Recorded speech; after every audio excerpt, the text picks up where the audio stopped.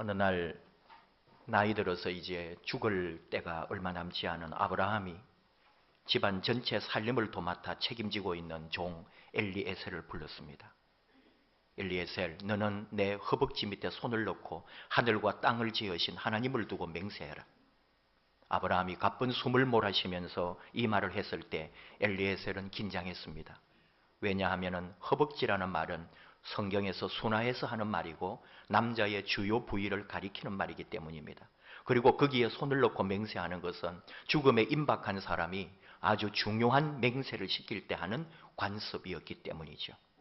고대인들은 생명의 근원이라 할 수 있는 생식기에 손을 대고 맹세시킴으로써 자신의 마지막 뜻, 유언을 전해주는 것 같은 관습을 가지고 있었습니다. 만일 이 맹세를 깨는 사람은 자신의 생식 능력이 끊어지고 그 가문이 멸절한다는 의미도 가지고 있었습니다. 아, 이제 주인께서 돌아가실 때가 되었구나. 평생 자식처럼 사랑을 받아온 엘리에셀이 뭔가 마음의 부담과 또 어떤 아픔을 느꼈을지도 모릅니다. 엘리에셀, 너는 내 며느리감을 내가 살고 있는 이 가나안 땅이 아니라 도리어 내 고향 친척들이 있는 하란으로 가서 아들 이삭의 신부감을 골라오라. 그리고 맹세해라. 반드시 그 신부감을 데리고 오겠다고. 근데 주인님, 만일 신부될 사람이 저를 따라 이곳 가나안 땅으로 오지 않으려고 한다면 아들 이삭을 그곳으로 데려가도 됩니까? 그것은 안 된다. 내 아들을 그곳으로 데려가다니 그것은 안 되는 말이다. 왜냐하면 일찍이 하나님 여호와께서 나를 내 아버지 집과 내 고향 땅에서 떠나게 하셨고 내게 말씀하시기를, 내게 맹세하여 이르시기를 이 땅을 너의 씨에게 주리라 하셨다. 이 가나안 땅을, 지금 내가 살고 있는 이 땅을 하나님이 나에게 약속하셨다. 그러므로 절대로 아들을 그곳으로 데려가면 안 된다. 신부감이 만약에 너를 따라오지 않겠다고 하면은 너가 나에게 한 맹세는 자유롭게 된다. 그렇게 약속을 하는 거죠. 오늘 이 아브라함이 엘리에셀과 맺고 있는 이 맹세는 중요한 핵심이 있습니다. 하나님이 역사의 주관자요, 하나님이 우리 인생의 주권자라는 거죠. 살아도 그냥 살지 않았습니다. 아브라함이 아무데나 살라는 게 아닙니다. 하나님의 약속과 하나님의 언약을 따라 하나님이 있으라 한 그곳에서 살았다는 거죠. 하나님이 택하신 백성으로서 하나님과의 언약을 끝까지 지키는 자녀의 모습을 아브라함이 보여주고 있습니다. 그런 말합니다. 엘리에셀에게 하나님께서 천사를 너 앞에 보내어 거기서 내 며느리감을 데려오도록 하실 거다. 아브라함의 축복을 받으며 엘리에셀이 길을 떠났죠. 오늘 주신 말씀은 바로 엘리에셀이 그렇게 먼 길을 아브라함과 맹세한 것을 이루기 위해서 아브라함의 고향이요 하란의 나홀 성이요 그곳에 이르러 지금 낙타 10마리를 쉬게 하면서 우물에 누가 물을 기르러 나오기를 기다리는 모습이죠. 낙타 10마리의 온갖 귀한 물건들을 다 싣고 왔습니다. 이 당시에 아브라함은 헤브론이라는 곳에 살고 있어요. 헤브론은 어디냐 하면은 예루살렘 아래에 있는 도시입니다. 헤브론에서 하란까지는 720km라고 기록을 합니다. 무더위 땡볕이기 때문에 대낮에는 그 중동 지역이라고 하는 게 다닐 수가 없거든요. 그래서 고대 사회를 생각해 보면은 비록 낙타를 타고 갔다고 하더라도 평균 35km를 하루에 이동했다고 봅니다. 그러면은 약 20일 정도에 걸려서 헤브론에서 지금 하란 이 나홀성까지 오게 되었다 하는 말이죠. 사실은 엘리에셀은 아브라함의 종이지만 나이가 많습니다. 노인입니다. 엘리에셀 역시 임종을 앞두고 있는 그런 나이입니다. 그러니 720km를 왔으니 이 노인도 대단히 먼 거리를 온 것이고 지쳤고 힘들었겠죠. 그러나 주인 아브라함의 마지막 유언과도 같은 그런 맹세를 하고 왔기 때문에 지금 이 일을 하고 있는 거죠. 이후에는 어떤 삶이 열릴지 모릅니다. 정말 신부감이 나를 따라올지도 모릅니다. 지금 이 엘리에셀은 여러 걱정과 염려 가운데 있었던 거죠. 그러나 분명한 것은 하나님의 역사에 엘리에셀이 쓰임받고 있어요. 실제로 지금부터 이제 창세기 이 후반에 25장, 26장 그 이후에 아브라함의 말이 나오지 않습니다. 아브라함이 죽었다는 것만 나오지 아브라함의 육성이 이제 이후로 지금 엘리에셀과 마지막 나눈 대화 이후에는 아브라함의 말이 나오지 않는단 말이죠. 엘리에셀이 찾아온 이 하란은 아브라함이 60세 가량일 때에 고향 갈대아 우르를 떠나가지고 15년 동안 살았던 곳입니다. 그때 아버지 데라를 데리고 나왔죠. 또 아버지의 형제들도 그곳에 있었습니다. 그래서 여러 가지로 아브라함이 제2의 고향이라 할 수 있는 곳이 이 하란이에요. 여기는 지금 아버지 데라의 무덤도 있죠. 또 아버지의 형제들이고 뭐 이렇게 가족들 다 이런 사람들이 지금 이곳에 묻혀 있는 곳이란 말이죠. 나홀의 성이라고 하잖아요. 그러니까 지금 여기는 뭐냐면은 나홀의 자식들이 살고 있는 곳이에요. 하란은 지금으로 말하면은 시리아입니다.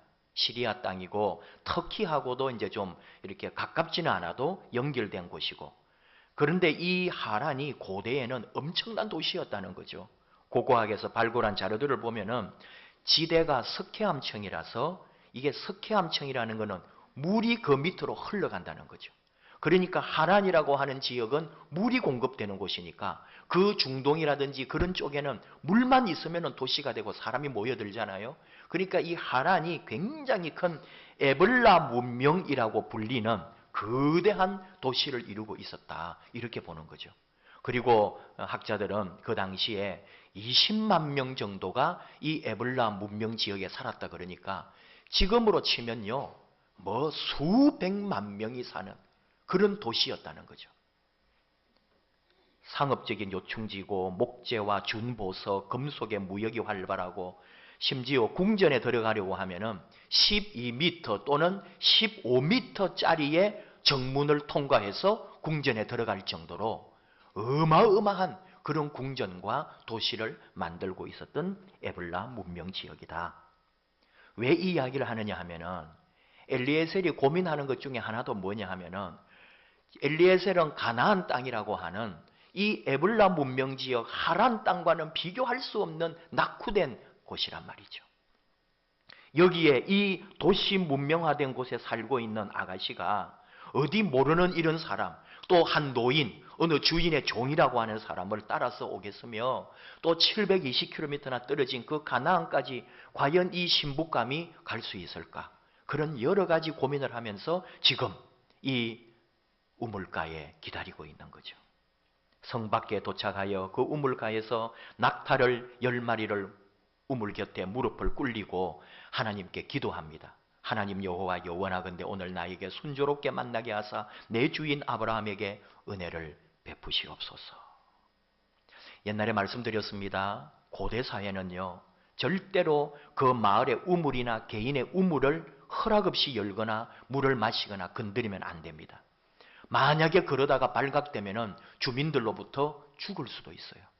왜냐하면은 이 우물은 그 마을의 모든 사람의 생명을 지키는 물이기 때문에 그 우물 뚜껑도 우리가 생각하는 것보다 훨씬 무겁고 컸다고 보고요. 그 우물 뚜껑을 아무나 손을 대면은 죽어도 할 말이 없는 거예요. 그건 생명하고 직결되었기 때문에. 그래서 간혹 제가 말씀드렸습니다. 사마리아 우물가에 가신 예수님이 자신이 물을 떠먹지 않고 그 사마리아 성에서 누군가가 나와서 물을 줄 때까지 기다린 것은 예수님조차도 그 사마리아 지역 사람들이 사용하는 우물을 함부로 건드리면 되지 않기 때문에 기다렸다 하는 그런 학자들의 연구가 있어요. 엘리에셀도 마찬가지죠. 우물이 있지만 자기가 그 우물을 건드리면 안 되는 거예요. 근데 그 마을에서 드디어 누가 한 명 나왔다는 거잖아요. 이 엘리에셀이 기도하고 생각하는 그대로 딱 그 기도하자마자 기다렸다는 듯이 한 아가씨가 물을 기르러 나왔습니다. 그리고는 기도하죠. 내 주인 아브라함의 하나님, 오늘 일이 모두 뜻대로 잘 되게 해주소서. 나의 주인 아브라함에게 은혜를 베풀어 주소서. 지금 우물 곁에 있습니다. 저 처녀들이 물을 기르러 나오는데 한 처녀에게 물을 내려서 나에게 물을 좀 마시라고 해달라고 하겠습니다. 그 처녀가 저뿐만 아니라 낙타에게도 물을 마시게 하면 그 처녀가 바로 오늘 하나님이 정해주신 이삭의 신부로 알겠나이다. 정말로 그렇게 리브가가 나타난 거예요. 나에게 물 좀 주겠소 하니까 이 이방 사람 처음 보는 한 노인에게 이 아가씨가 어서 드십시오. 얼마나 목이 말랐습니까 하면서 물을 줘요. 그리고는 저 낙타들에게도 제가 물을 길어주겠습니다 하면서 엘리에셀이 몰고 온 낙타 10마리에게도 물을 기르러 달려가는 거예요. 누가 계산을 해놓았습니다. 낙타가 마시는 물의 양을 오늘 우리가 알고 있는 페트병으로 계산을 했어요. 제일 큰 페트병, 우리 그냥 시중에서 사 먹는 물 2.5리터 되는 페트병 물로 낙타 한 마리가 마시는 물의 양은 400병이랍니다. 뭐 크게 놀라지 않을 수도 있는데 어쨌든 400병 물을 담아가지고 낙타에게 먹인다고 생각해 보면은 그 양이 적지는 않을 거예요. 우리 교회도 생수를 받아 먹습니다만은 제가 세보지는 않았지만 그 한 차에 한 번씩 올 때 싣고 오는 모든 물의 양도 얼마가 될지 모르겠네요. 나그네에게 물 한 그릇 대접하는 것은 유대인의 오랜 미덕이니까 그것까지는 특별한 게 아니죠. 근데 나그네 소유의 낙타에게까지 그 10마리에게 물을 다 길어주겠다고 이 아가씨가 달려가는 걸 볼 때에 이건 보통 일이 아닌 거죠. 엘리에셀은 이 처녀에게 보답으로 코걸이와 금팔찌 2개를 팔목에 끼워주고 물어봅니다. 네 집 딸이미시오. 집에서 하룻밤 쉬어갈 만한 방이 있겠소? 저는 버드웰의 딸 리브가라고 합니다. 할아버지는 나홀이고 할머니는 밀가라고 합니다. 저희 집에는 겨우와 여물도 넉넉하고 쉬어가실 방도 있습니다.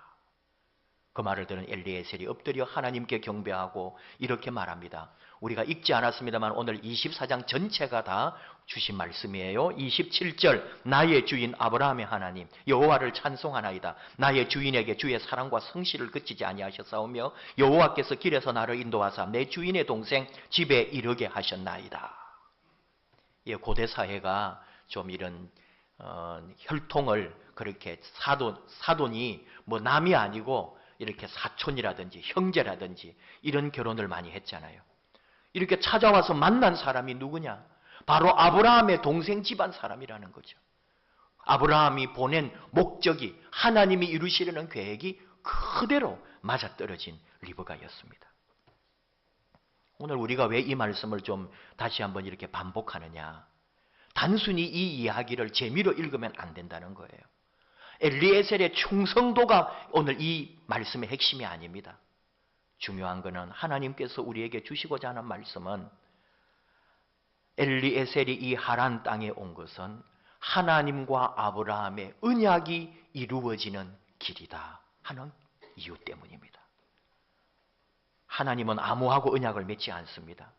아브라함과 맺었고 아브라함의 씨, 즉 이삭과 또 언약을 맺기를 원하십니다. 하나님의 뜻이 통하는 통로, 하나님의 생명의 여정이 바로 이 엘리에셀이 걸어온 길입니다. 하나님이 생명을 있게 하시려고 엘리에셀을 보냈던 거죠. 결혼이라는 게 생명의 탄생하고 연결되잖아요. 지금 이 말씀이 어디에 있는 거냐 하면요. 지금 이삭의 어머니 돌아가셨어요. 그리고 그러니까 아브라함의 아내 사라가 죽었어요. 이삭이 외로운 거예요. 그리고 이제 지금 신부를 구하러 가는 거잖아요.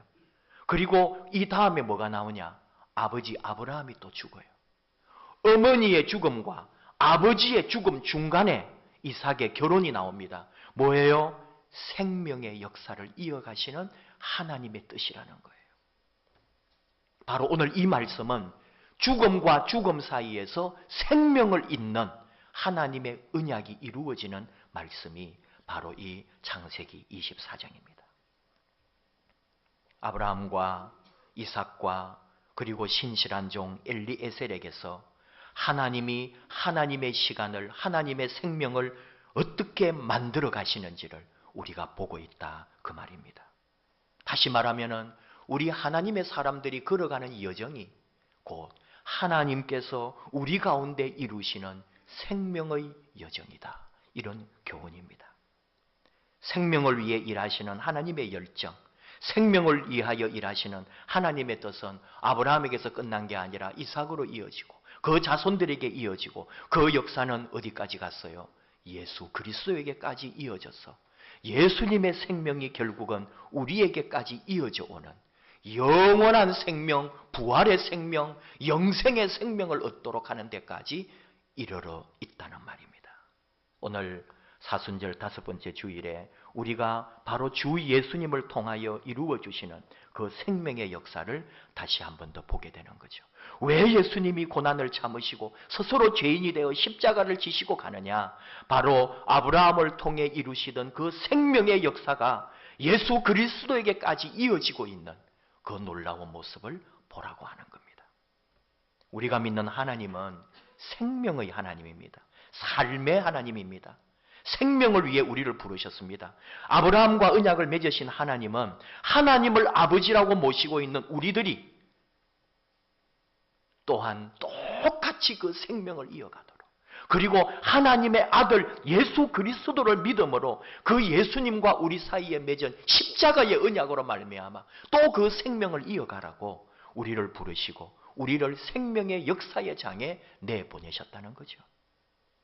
아브라함과 엘리에셀을 통해 보여주신 그 맹세와 엘리에셀이 700km가 넘는 길을 걸어가면서 그 힘들고 어려운 여정을 다 이겨내고 신부감을 만나고 또 데리고 돌아오는 것처럼 오늘 우리 삶이, 오늘 우리가 걸어가는 이 여정이 힘들고 어렵다 할지라도 결코 주저앉지 말고 우리는 생명을 부탁받은 하나님의 사람들이에요. 생명을 이어가는 하나님의 사명자들이다. 이것을 잊지 말라는 거예요. 그래서 언제나 당장 급한 것에 목숨 걸지 말고 택함받은 하나님의 자녀로서 그 생명의 거룩한 사명을 받은 자부심으로 생명과 가치와 목적을 위하여 너희의 수고를 아끼지 말라 하시는 하나님의 뜻을 발견해야 합니다. 지난 한 주간 우리의 화제거리는 알파고와 이세돌의 바둑 경기였습니다. 전 세계가 지금 주목하고 있습니다. 정치 얘기가 얼마나 시끄러웠어요. 이 나라가 지금 4.13 총선 앞두고 지금 정치 때문에 머리가 아프고 나라가 어떻게 될 지경인지 걱정됩니다. 그럼에도 불구하고 그 시끄러운 가운데도 알파고의 위력이 더 강했습니다. 어제 제3국은 그래도 이세돌이 좀 이겼으면 하는 마음으로 좀 그런 게 있었는데 결국은 많은 응원에도 불구하고 또 아쉽게 패하고 말았습니다. 오늘 또 1시부터 어떤 일이 벌어질지 모르겠습니다. 오늘 제4국은 또 전 세계가 주목을 하고 있는데 이벤트로는 성공했죠? 세상에 많은 사람들이 주목합니다. 그러면서 지금 우리가 걱정을 해요. 미래 사회가 어떻게 될 것인가? 인공지능을 가진 로봇 사회가 도래한다면 우리 인류의 미래가 어떻게 될 것인가? 로보캅도 생각나고 사이보그도 생각나고 터미네이터도 생각나고 옛날에 보았던 영화들이 막 다 떠오르는 거죠. 이 로봇들이 또는 기계들이 우리 인간을 지배하고 다스리고 그래서 온 인류를 멸망시키고 이제는 기계에게 복종하는 그런 시대가 오지 않을까, 우리 인류는 멸종하지 않을까 걱정되기도 합니다. 하지만 여러분 걱정하지 마십시오. 알파고에는 생명이 없습니다. 생명이 제일 중요한데 알파고의 천적이 누구라고요? 두꺼비 집이라고 했습니다. 사람들이 참 말도 잘 만듭니다. 알파고가 아무리 세도 두꺼비 집을 내려버리는 거예요. 전기를 꺼버리면 된대요. 생명의 근원이 거기에 있는데 그 생명을 가지지 못했단 말이죠. 여러분 알파고가 부러워요? 알파고가 되고 싶어요? 이세돌이 왜 대단합니까? 아무런 생각도 없고 아무런 표정 하나 없는 완전히 무감각인 기계 앞에서 한 인간이 외롭게 분노와 슬픔과 좌절과 기쁨과 온갖 감정을 다 드러내면서 그 경기를 하고 있다는 거죠. 그게 생명 아닙니까? 그게 삶 아닙니까? 중요한 것은 생명이죠. 아무리 알파고가 위대하다 해도 우리가 알파고를 부러워하지 않는 것은 거기에는 진정한 생명이 없기 때문입니다. 스티브 잡스의 얘기를 다시 한 번 더 떠올리게 됐습니다. 우리 현대 역사의 세계 최고의 인물, 애플을 공동 창업하고 그러나 그의 건강 때문에 결국은 일찍이 세상을 떠난 스티브 잡스. 그가 병상에서 했던 말이라고 알려져 있는 글이 있죠. 물론 이 말은 스티브 잡스가 한 말은 아닙니다. 미국에 두루 알려져 있던 작자 미상의 글이에요. 근데 스티브 잡스가 인용을 하다 보니까 마치 스티브 잡스의 삶하고 너무나 똑같으니까 이게 스티브 잡스의 글로도 알려져 있습니다만은 제가 한번 스티브 잡스가 남겼다 하는 글을 읽어봅니다. 나는 성공의 정점에 올랐다. 다른 사람들 눈에 내 인생은 성공의 전형으로 비칠 것이다. 하지만 부는 내가 익숙해진 삶의 일부였을 뿐이다. 지금 이 순간 병상에 누워 내 모든 생을 돌아볼 때 내가 그토록 자부했던 그 모든 명성과 부라는 것이 곧 닥칠 죽음 앞에 흐릿해지고 의미 없음을 깨닫는다. 끊임없이 재물을 쫓는 것은 사람을 나같이 뒤틀린 존재로 만들 뿐이다. 하나님은 우리 각자의 가슴 속에 재물이 가져다주는 환상이 아니라 사랑을 느끼게 하는 감각을 주셨다. 평생 벌어놓은 부를 가져갈 수 없다. 가져갈 수 있는 것은 사랑으로 말미암은 기억들 뿐이다. 사랑은 1000마일을 갈 수 있다. 삶에는 한계가 없다. 가고 싶은 곳을 가라. 올라가고 싶은 곳에 올라가라. 모든 것이 당신의 마음과 손에 달려있다. 세상에서 가장 비싼 침대가 어떤 것이냐고? 병상이다. 차를 운전해주고 돈을 벌어줄 사람은 고용할 수가 있다. 그러나 대신해서 병을 알아줄 사람은 구할 수가 없다. 잃어버린 것들도 찾을 수 있다. 그러나 잃고 나서 절대로 되찾을 수 없는 것이 하나 있으니 그것은 바로 라이프다 그랬어요. 생명이다. 삶이다. 이 말이죠. 생명이고 삶이 잃어버리면 절대로 되찾을 수 없는 것. 알파고가 아무리 갖고 싶어도 가질 수가 없는 것. 생명이라고 하는 거예요. 삶이라고 하는 거죠. 온갖 세상의 모든 것을 느끼고 살아가야 될 우리 인생. 이것은 세상 그 무엇과도 바꿀 수가 없는 거예요. 좋은 일만 있는 거 아닙니다. 고통과 눈물과 좌절과 낙심과 엄청난 고난 중에 쓰라린 경험도 할 수 있습니다. 그러나 인생이라는 것은, 삶이라는 것은, 생명이라는 것은 그렇게 소중하다는 거죠. 우리가 그 사명을 가진 자들이에요. 생명을 이어가야 될 사명을 가진 자들입니다.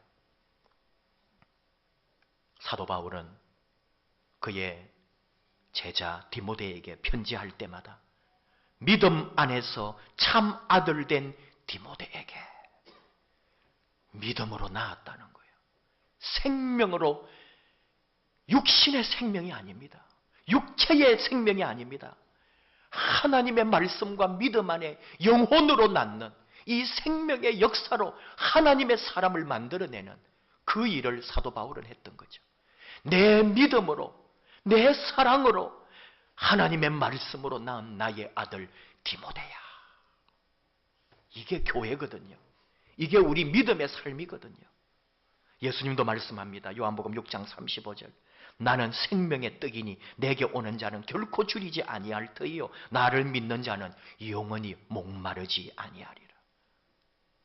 영원한 생명을 말하는 거죠.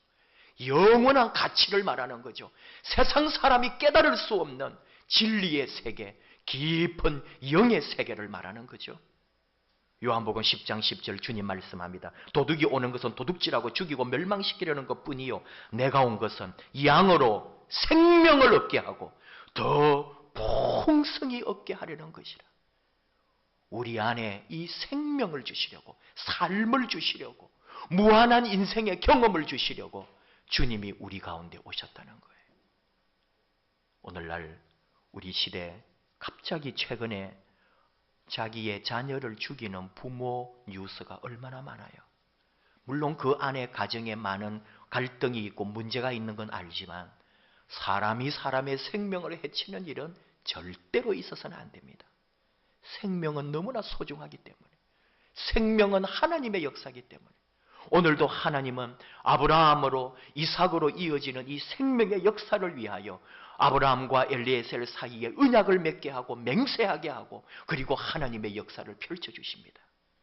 우리는 예수 그리스도와 그 십자가의 언약을 맺은 사람들, 그 은혜를 입은 사람들, 우리도 예수의 생명을 받아서 또 생명을 나누어 주어야 할 사명을 가진 사람들, 육신의 생명도 영혼의 생명도 믿음의 생명도 같이 이어 주어야 할 사람들, 우리 교회의 사명이요 저와 여러분이 가진 사명입니다. 우리는 예수의 생명을 가졌습니다. 주님이 우리에게 주셨습니다. 생명의 양식을 주시고 영원한 생명을 주셔서 그 생명을 무한히 누리면서 풍성한 생명으로 또 나누어 주는 사명을 가진 사람들. 사도 바울처럼 믿음으로 낳은 아들이 있기를 원합니다. 내 믿음으로, 내 사랑으로, 내 신앙으로 누군가가 나로 말미암아 예수의 생명을 갖고 믿음의 사람이 생기기를 원합니다. 그게 전도고 그게 우리의 사명이잖아요. 저와 여러분, 또 우리 교회 올 한 해 우리가 교회에 대하여 중심을 잡고 교회를 주제로 하여 올 한 해를 한번 살아보자고 했는데, 우리 교회가 이런 생명을 낳는 교회, 우리 자신들이 믿음의 생명을, 말씀의 생명을, 기도의 생명을 낳고 이어가는 그런 아름다운 하나님의 사명자들 되기를 주님의 이름으로 축복합니다.